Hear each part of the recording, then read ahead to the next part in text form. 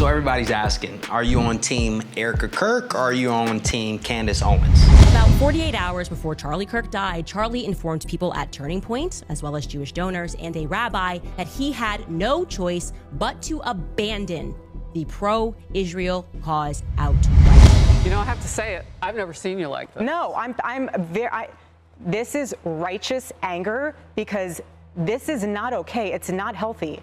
This is a mind virus. And so my message to them is to stop. To stop.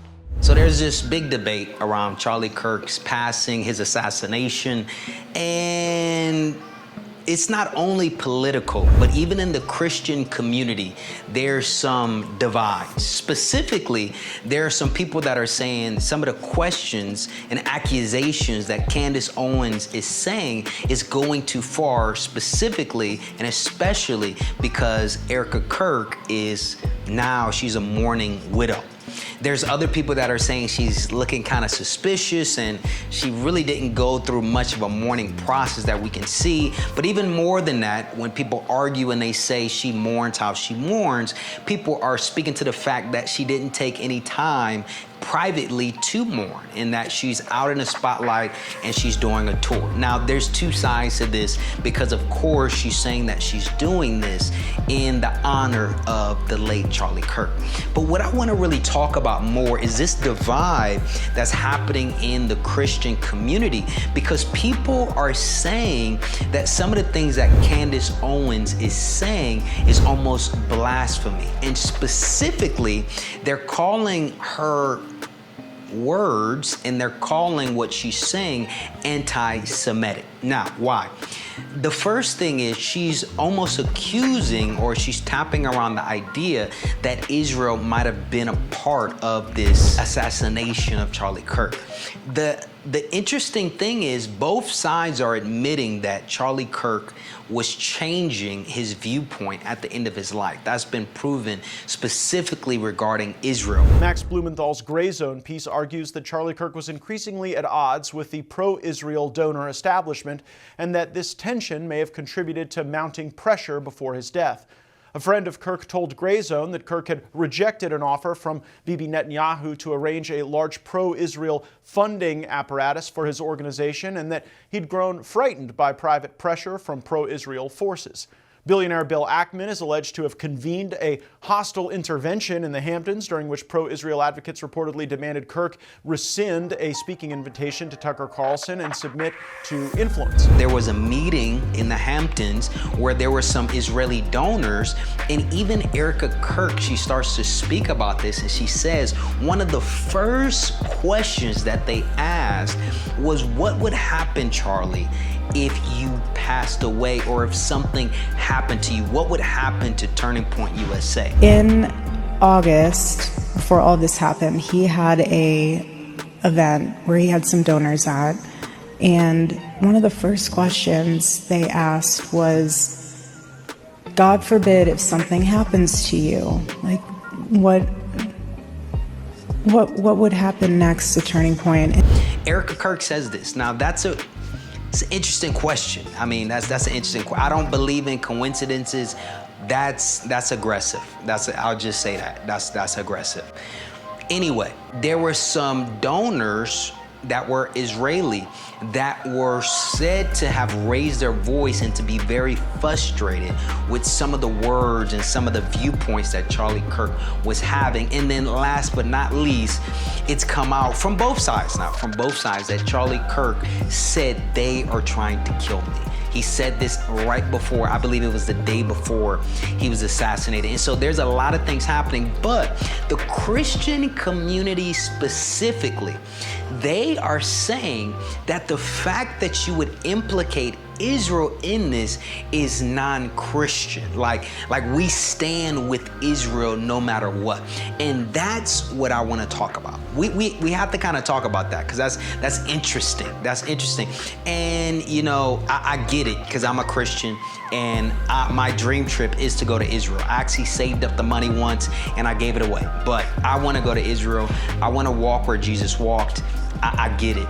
but we do have to look at the Bible. Like we have to look at the Bible. So I'm gonna read something, and I'm gonna warn you. I'm gonna warn you at the beginning of this. This is gonna offend some people. I'm actually gonna read the Bible. I'm gonna read the Bible, and this is gonna offend some Christians. Yeah, I can see it already in the comments. Yeah, let's just get to it. Let's get to it.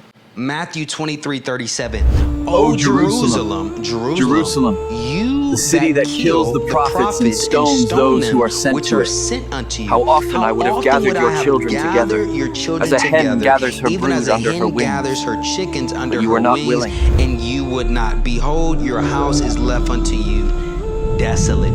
Listen, I need you to understand that it's unbiblical to say that a country is innocent. Like Jesus was a Jew, okay? We love Jewish people, okay? We love Jewish people. Jesus was Jewish. He is a Jew. But he said, oh, Jerusalem, Jerusalem in the capital of Israel now. He said, oh, Jerusalem, you that killed the prophets. Listen, I need you to understand something, that Jesus was not above speaking ill of those that did wrong. And so I'm not saying that anyone did anything, but for you to say that it's crazy or anti-Semitic to say that the Israeli government could have been behind an assassination is silly. King David was amazing. We love King David. He's a powerful patriarch. Nobody's perfect, but King David was in a conspiracy. Remember Uriah the Hittite? He literally conspired, and he sent letter by Uriah the Hittite with his own instructions to be taken out by Joab, okay? The captain of the host of David. He sent this, and Uriah was taken out. That was a conspiracy. However you want to call it.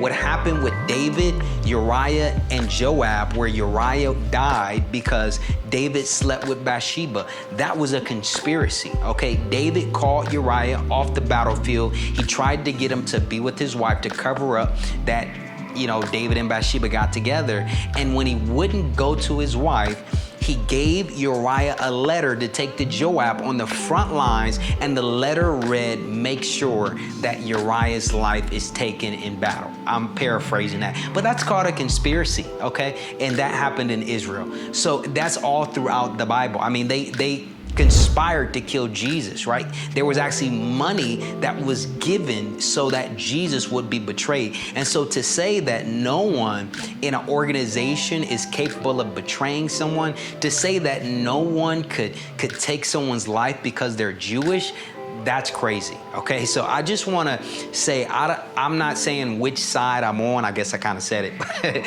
but I mean, you know, I don't know what happened, okay? I don't know the facts, but what I do know is it's crazy to say because you're a Christian that you have to stand with the government of Israel if they did something wrong, okay? I'm not saying that they did, but that's crazy. It's like people that they feel so strongly about a political figure, whether it's Trump, Biden, Kamala, whoever you want to name, that they can't do any wrong. Listen, people are people. The only one worthy, the only one perfect, his name is Jesus, okay? He died for your sins, he was buried, and he rose again. That is the only one that's worthy. That's why all of heaven says and shouts that 24/7, okay?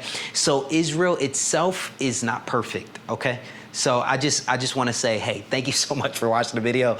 I know I'm going to get some comments that don't like this, but listen, Jesus is the only one perfect. A government is not perfect. People make mistakes, and people make up government. God bless you.